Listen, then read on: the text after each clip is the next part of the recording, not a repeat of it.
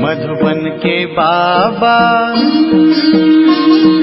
मधुबन के बाबा मुरली वाले, आपका क्या कहना, आपका क्या कहना। ओम शांति। आज 3 जून 2025 के साकार मधुर महावाक्य हैं। आज मीठे मीठे बाप दादा बोले, मीठे बच्चे, अब तुम नए संबंध में जा रहे हो, इसलिए यहाँ के कर्म बंधनी संबंधों को भूल कर्मातीत बनने का पुरुषार्थ करो।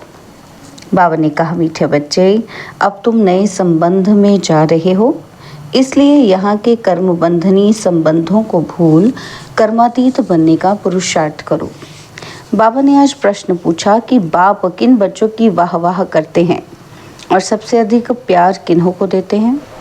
तो उत्तर में बाबा ने कहा, बाबा गरीब बच्चों की वाह वाह करते हैं। वाह गरीबी वाह, आराम से 2 रोटी खाना है, हवच नहीं, लालच नहीं। गरीब बच्चे बाप को प्यार से याद करते हैं। बाबा अनपढ़े बच्चों को देख खुश होते हैं, क्योंकि उन्हें पढ़ा हुआ भूलने की मेहनत नहीं करनी पड़ती है। ओम शांति। अब बाप को बच्चों के प्रति रोज रोज बोलने की दरकार नहीं रहती कि अपने को आत्मा समझो। आत्म अभिमानी भव अथवा देही अभिमानी भव, अक्षर तो वही है ना। बाप कहते हैं अपने को आत्मा समझो। आत्मा में ही 84 जन्मों का पाठ भरा हुआ है। एक शरीर लिया, पाठ बजाया, फिर शरीर खलास हो जाता है। आत्मा तो अविनाशी है। तुम बच्चों को यह ज्ञान अभी ही मिलता है और कोई को इन बातों का पता नहीं है। अब बाप कहते हैं, कोशिश कर जितना हो सके बाप को याद करो। धंधे धौरी में लग जाने से तो इतनी याद नहीं ठहरती। ग्रस्त व्यवहार में रहकर कमल फूल समान पवित्र बनना है। फिर जितना हो सके मुझे याद करो। ऐसे नहीं कि हमको निष्ठा में बैठना है। निष्ठा अक्षर भी रॉन्ग है, वास्तव में है ही याद। कहीं भी बैठे हो बाप को याद करो। माया के तूफान तो बहुत आएंगे, कोई को क्या याद आएगा, कोई को क्या। तूफान आएंगे ज़रूर, फिर उस समय उनको मिटाना पड़ता है कि ना आए। और यहाँ बैठे बैठे भी माया बहुत तंग करती रहेगी। यही तो युद्ध है। जितने हल्के होंगे उतने बंधन कम होंगे। पहले तो आत्मा निर्बंधन है। जब जन्म लेती है तो माँ बाप में बुद्धि जाती है और फिर स्त्री को अडॉप्ट करते हैं, तो जो चीज़ सामने नहीं थी वह सामने आ जाती। फिर बच्चे पैदा होंगे तो उनकी याद बढ़ेगी। अब तुम सबको ये भूल जाना है, एक बाप को ही याद करना है। इसलिए ही बाप की महिमा है। तुम्हारा माता पिता आदि सब कुछ वही है, उनको ही याद करो। वह तुमको भविष्य के लिए सब कुछ नया देते हैं, नए संबंध में ले आते हैं। संबंध तो वहाँ भी होगा ना, ऐसे तो नहीं कि कोई प्रलय हो जाती है। तुम एक शरीर छोड़ फिर दूसरा लेते हो। जो बहुत अच्छे अच्छे हैं वह ज़रूर ऊंच कुल में जन्म लेंगे। तुम पढ़ते ही हो भविष्य 21 जन्म के लिए। पढ़ाई पूरी हुई और प्रारब्ध शुरू होगी। स्कूल में पढ़कर ट्रांसफ़र होते हैं ना, तुम भी ट्रांसफ़र होने वाले हो। शांति धाम फिर सुख धाम में। इस छीछी दुनिया से छूट जाएंगे। इसका नाम ही है नर्क। सत्य को कहा जाता है स्वर्ग। यहाँ मनुष्य कितने घोर अंधेरे में है। धनवान जो हैं वह समझते हैं कि हमारे लिए यहाँ ही स्वर्ग है। स्वर्ग होता ही है नई दुनिया में। यह पुरानी दुनिया तो विनाश हो जानी है। जो कर्मातीत अवस्था वाले होंगे वह कोई धर्मराजपुरी में सजाएं थोड़े भोगेंगे। स्वर्ग में तो सज़ा होगी ही नहीं। वहाँ गर्भ भी महल रहता है, कोई दुख की बात नहीं। यहाँ तो गर्भ जेल है जो सजाएं खाते रहते हैं। तुम कितना बार स्वर्गवासी बनते हो यह याद करो तो भी सारा चक्र याद रहे। एक ही बात लाखों रुपए की है। यह भूल जाने से, देह अभिमान में आने से माया नुकसान करती है। यही मेहनत है और मेहनत बगैर ऊंच पद नहीं पा सकते। बाबा को कहते हैं, बाबा हम अनपढ़ हैं, कुछ नहीं जानते। बाबा तो खुश होते हैं क्योंकि यहाँ तो पढ़ा हुआ सब भूलना है। ये तो थोड़े टाइम के लिए शरीर निर्वाह आदि के लिए पढ़ना है। जानते हो ना कि ये सब खलास होने का है। जितना हो सके बाप को याद करना है और रोटी टुकड़ा खुशी से खाना है। वह गरीबी इस समय की, आराम से रोटी टुकड़ खाना है, हवच नहीं। आजकल अनाज मिलता कहाँ है, चीनी आदि भी धीरे धीरे करके मिलेगी ही नहीं। ऐसे नहीं कि तुम ईश्वरीय सर्विस करते हो तो तुमको गवर्नमेंट दे देगी, वह तो कुछ भी जानते नहीं। हाँ, बच्चों को कहा जाता है गवर्नमेंट को समझाओ कि हम सब मिलकर माँ बाप के पास जाते हैं, उन्हों को बच्चों के लिए टोली भेजनी होती है। यहाँ तो साफ कह देते हैं कि है ही नहीं, लाचारी थोड़ी दे देते हैं। जैसे फ़कीर लोगों को कोई साहूकार होगा तो मुट्ठी भर दे देगा, गरीब होगा तो थोड़ा दे देगा। चीनी आदि आ सकती है, परंतु बच्चों का योग कम हो जाता है। याद ना रहने के कारण, देह अभिमान में आने के कारण कोई काम हो नहीं सकता। यह काम पढ़ाई से इतना नहीं होगा जितना योग से होगा, वह बहुत कम है। माया याद को उड़ा देती है, रुस्तम को और ही अच्छी रीति पकड़ती है। अच्छे अच्छे फर्स्ट क्लास बच्चों पर भी ग्रहचारी बैठती है, और ग्रहचारी बैठने का मुख्य कारण योग की कमी है। ग्रहचारी के कारण ही नाम रूप में फंस मरते हैं। ये बड़ी मंजिल है, अगर सच्ची मंजिल पानी है तो याद में रहना पड़े।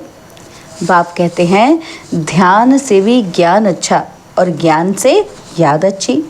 ध्यान में जास्ती जाने से माया के भूतों की प्रवेशता हो जाती है।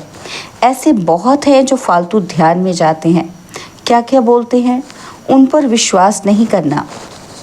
ज्ञान तो बाबा की मुरली में मिलता रहता है। बाप खबरदार करते रहते हैं, ध्यान कोई काम का नहीं है। बहुत माया की प्रवेशता हो जाती है, अहंकार आ जाता है। ज्ञान तो सबको मिलता रहता है, ज्ञान देने वाला शिव बाबा है। मम्मा को भी यहाँ से ज्ञान मिलता था ना, तो उनको भी कहेंगे मन मना भव। बाप को याद करो, दैवी गुण धारण करो। अपने को देखना है कि हम दैवी गुण धारण करते हैं, यहाँ ही दैवी गुण धारण करने हैं। कोई को देखो अभी फर्स्ट क्लास अवस्था है, खुशी से काम करते, 1 घंटे के बाद क्रोध का भूत आया तो खत्म। फिर स्मृति आती है कि ये तो हमने भूल की, फिर सुधर जाते हैं। घड़ी घड़ी के घड़ियाल बाबा पास बहुत हैं। अभी देखो बड़े मीठे, बाबा कहेंगे ऐसे बच्चों पर तो कुर्बान जाओ, और घंटे बाद फिर कोई ना कोई बात में बिगड़ पड़ते। क्रोध आया, सारी की कमाई खत्म हो गई। अभी अभी कमाई, अभी अभी घाटा हो जाता। सारा मदार याद पर ही है। ज्ञान तो बड़ा सहज है, छोटा बच्चा भी समझा ले। बाबा कहते इतना सहज ज्ञान है कि छोटा बच्चा भी समझा ले। परंतु मैं जो हूँ, जैसा हूँ, यथार्थ रीति जाने, अपने को आत्मा समझे। इस रीति छोटे बच्चे थोड़ी याद कर सकेंगे। मनुष्यों को मरने समय कहा जाता है भगवान को याद करो, परंतु याद न कर सके क्योंकि यथार्थ कोई भी जानते नहीं हैं। कोई भी वापस जा नहीं सकते, ना विकर्म विनाश होते हैं। परंपरा से ऋषि मुनि आदि सब कहते आए कि रचता और रचना को हम नहीं जानते। वह तो फिर भी सतोगुणी थे, आज के तमो प्रधान बुद्धि फिर कैसे जान सकते।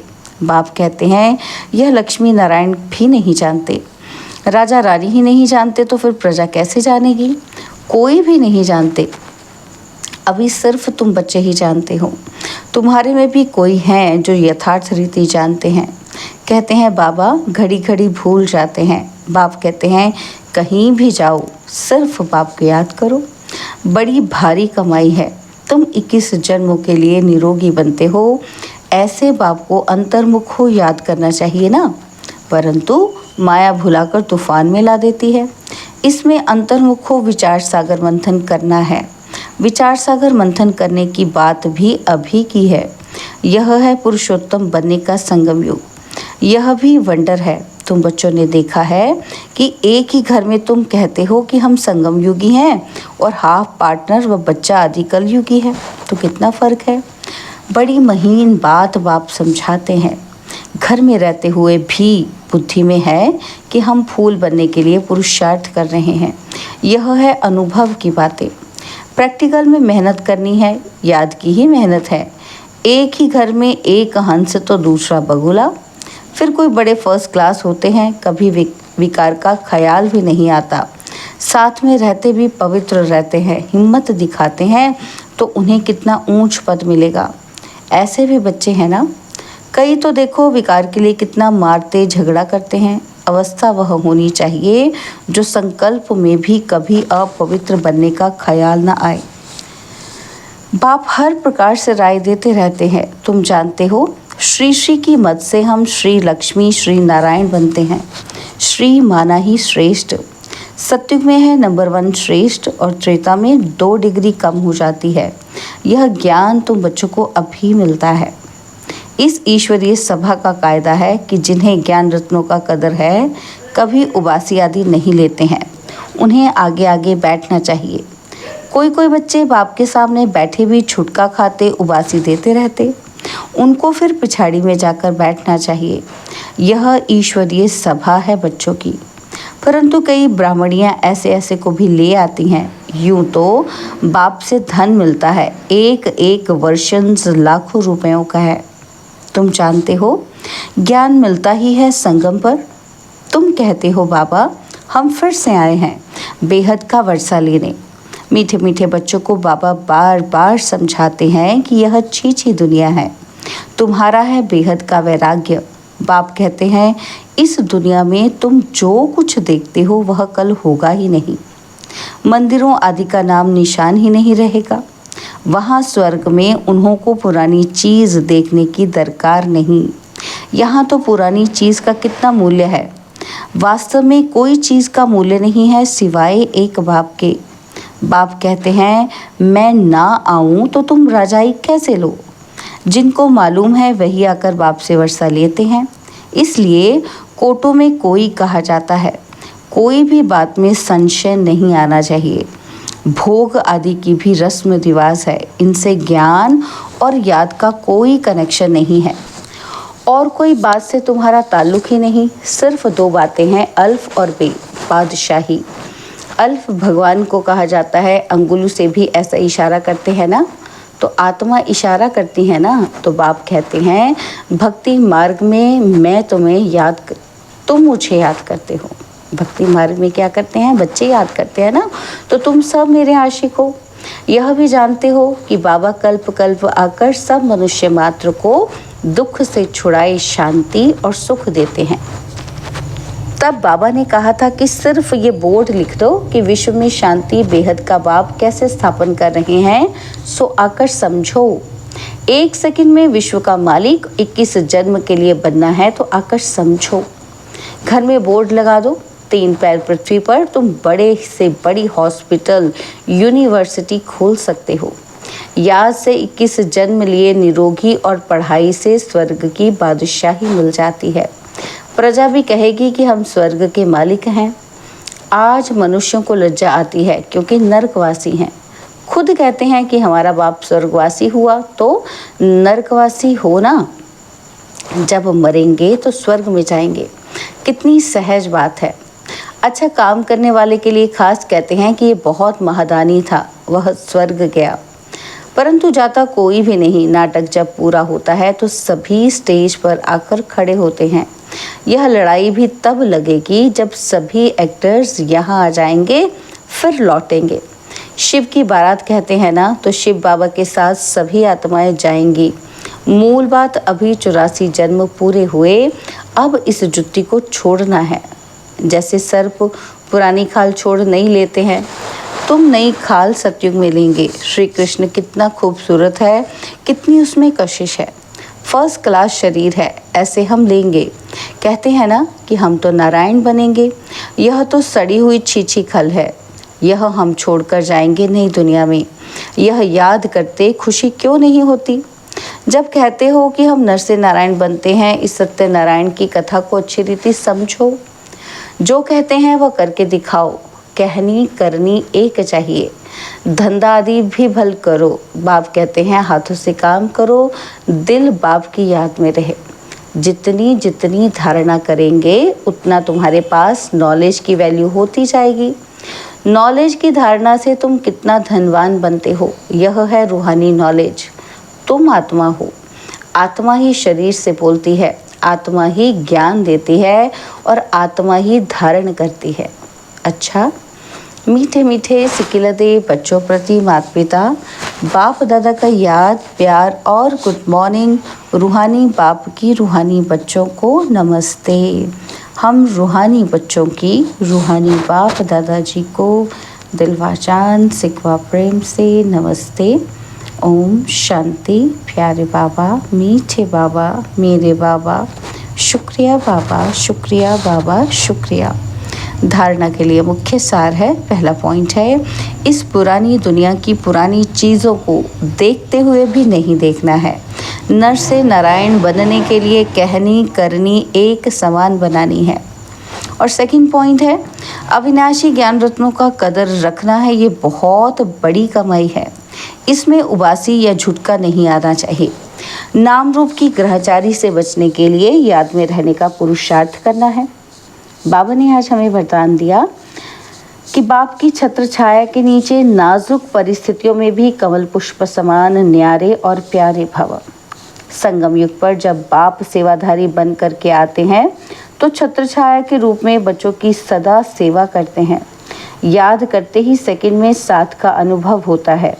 यह याद की यात्रा कैसी भी नाजुक परिस्थितियों में कमल पुष्प के समान न्यारा और प्यारा बना देती है।